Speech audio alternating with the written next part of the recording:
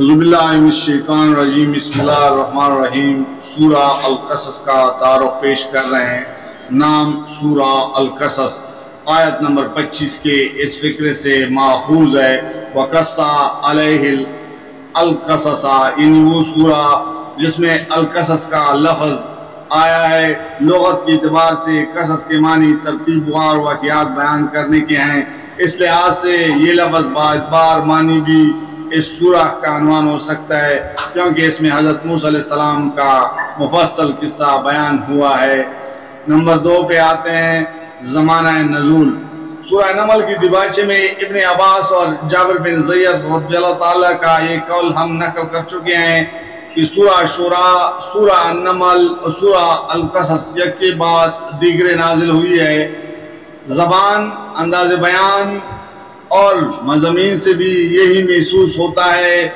کہ ان تینوں سورتوں کا زمانہ نزول قریب ایک ہی ہے، اور اس لحاظ سے بھی ان تینوں میں قریبی تعلق ہے کہ حضرت موسیٰ علیہ السلام کے قصے کے مختلف اجزاء جو ان میں بیان کیے گئے ہیں وہ باہم مل کر ایک پورا قصہ بن جاتے ہیں۔ سورہ شورا میں نبوت کا منصب قبول کرنے سے معذرت کرتے ہوئے حضرت موسیٰ علیہ السلام عرض کرتے ہیں کہ قوم فرعون کا ایک جرم میرے ذمہ ہے، جس کی وجہ سے میں ڈرتا ہوں کہ میں وہاں جاؤں گا تو وہ مجھے قتل کر دیں گے۔ پھر جب حضرت موسیٰ علیہ السلام فرعون کے ہاں تشریف لے جاتے ہیں تو وہ کہتا ہے کیا ہم نے اپنے ہاں تجھے بچہ سا نہیں پالا تھا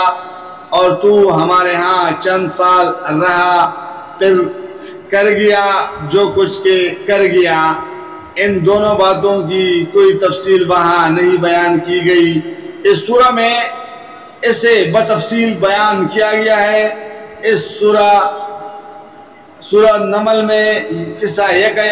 اس بات سے شروع ہو گیا کہ حضرت موسیٰ علیہ السلام اپنے اہل و عیال کو لے کر جا رہے تھے اور اچانک انہوں نے ایک آگ دیکھی۔ وہاں اس کی کوئی تفصیل نہیں ملتی کہ یہ کیسا سفر تھا، کہاں سے وہ آ رہے تھے اور کدھر جا رہے تھے۔ یہ تفصیل اس سورہ میں بیان ہوئی ہے۔ اس طرح یہ تینوں سورتیں مل کر قصہ موسیٰ علیہ السلام کی تکمیل کر دیتی ہے۔ نمبر 3 پہ آتے ہیں موضوع اور مباحث۔ اس کا موضوع ان شبہات اور اعتراضات کو رفع کرنا ہے جو نبی صلی اللہ علیہ وسلم کی رسالت پر وارد کیے جا رہے تھے، اور ان عذرات کو قطع کرنا ہے جو آپ پر ایمان نہ لانے کے لیے پیش کیے جاتے تھے۔ اس غرض کے لیے سب سے پہلے حضرت موسیٰ علیہ السلام کا قصہ بیان کیا گیا ہے جو زمانہ نزول کے حالات سے مل کر خود بخود چند حقیقتیں سامع کے ذہن نشین کر دیتا ہے۔ اول یہ کہ اللہ تعالیٰ جو کچھ کرنا چاہتا ہے اس کے لیے وہ غیر محسوس طریقے سے اسباب و ذرائع فراہم کر دیتا ہے۔ جس بچے کے ہاتھوں آخرکار فرعون کا تختہ الٹنا تھا، اس سے اللہ نے خود فرعون ہی کے گھر میں اس کے اپنے ہاتھوں پرورش کرا دیا، اور فرعون یہ نہ جان سکا کہ وہ کسے پرورش کر رہا ہے۔ اس خدا کی مشیت سے کون لڑ سکتا ہے اور کس کی چالیں اس کے مقابلے میں کامیاب ہو سکتی ہے۔ دوسرے یہ کہ نبوت کسی شخص کو کسی بڑے جشن اور یا زمین اور آسمان سے کسی باری اعلان کے ساتھ نہیں دی جاتی۔ تم کو حیرت ہے کہ محمد صلی اللہ علیہ وسلم کو چپکے سے یہ نبوت کہاں سے مل گئی اور بیٹے بیٹائے یہ نبی کیسے بن گئے، مگر جن موسیٰ علیہ السلام کو تم خود حوالہ دیتے ہو انہیں بھی اسی طرح راہ چلتے نبوت مل گئی تھی، اور کسی کو کان خبر بھی نہ ہوئی تھی کہ آج طور سینا کے سنسان وادی میں کیا واقعہ پیش آ گیا۔ موسیٰ علیہ السلام خود ایک لمحے پہلے تک نہ جانتے تھے کہ انہیں کیا چیز ملنے والی ہے۔ آگ لینے چلے تھے اور پیغمبری مل گئی، تیسری یہ کہ جس بندے سے خدا کوئی کام لینا چاہتا ہے وہ بغیر کسی لاؤ لشکر اور سر و سامان کے اٹھتا ہے، کوئی اس کا مددگار نہیں ہوتا، کوئی طاقت بظاہر اس کے پاس نہیں ہوتی، مگر بڑے بڑے لاؤ لشکر اور سر و سامان والے آخرکار اس کے مقابلے میں درے کے درے رہ جاتے ہیں۔ جو نسبت آج تم اپنے اور محمد صلی اللہ علیہ وسلم کے درمیان پا رہے ہو، اس سے بہت زیادہ فرق موسیٰ علیہ السلام اور فرعون کی طاقت کے درمیان تھا، مگر دیکھ لو کون جیتا اور کون ہارا۔ چوتھے یہ کہ تم لوگ بار بار موسیٰ علیہ السلام کا حوالہ دیتے ہو کہ محمد صلی اللہ علیہ وسلم کو وہ کچھ کیوں نہیں دیا گیا جو موسیٰ علیہ السلام کو دیا گیا تھا، یعنی عصا اور ید بیضا اور دوسرے کلے معجزے۔ گویا تم ایمان لانے کو تو تیار بیٹھے ہو، بس انتظار ہے تو یہ کہ تمہیں وہ معجزے دکھائے جو موسیٰ علیہ السلام نے فرعون کو دکھائے تھے، مگر تمہیں کچھ معلوم بھی ہے کہ جن لوگوں کو وہ معجزے دکھائے گئے تھے انہوں نے کیا کیا تھا، اور انہیں دیکھ کر بھی ایمان نہ لائے۔ انہوں نے کہا تو یہ کہا کہ یہ جادو ہے، کیونکہ وہ حق کے خلاف ہر درمی اور عناد میں مبتلا تھے۔ اسی مرض میں آج تم مبتلا ہو، کیا تم اس طرح کے معجزے دیکھ کر ایمان لے آؤ گے؟ پھر تمہیں کچھ یہ بھی خبر ہے کہ جن لوگوں نے وہ معجزے دیکھ کر حق کا انکار کیا تھا ان کا انجام کیا ہوا؟ آخرکار اللہ نے انہیں تباہ کر کے چھوڑا۔ اب کیا تم بھی ہر درمی کے ساتھ معجزے مانگ کر اپنی شامت بلانا چاہتے ہو؟ یہ وہ باتیں ہیں جو کسی تصریح کے بغیر آپ سے آپ ہر اس شخص کے ذہن میں اتر جاتی ہے